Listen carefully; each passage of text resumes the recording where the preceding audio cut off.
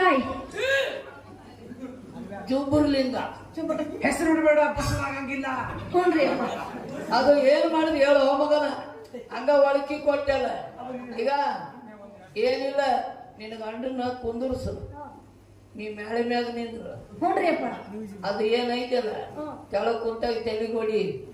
Tongue ಅಂತು ಅಂದ್ರೆ ಹೆಣ್ಣು ಹುಟ್ಟುತ್ತ, ಟಿಂಗ್ ಅಂತಂದ್ರೆ ಗಂಡು ಹುಟ್ಟುತ್ತ. ಯಾರು ಅಂದ್ರಿ ಅಪ್ಪ?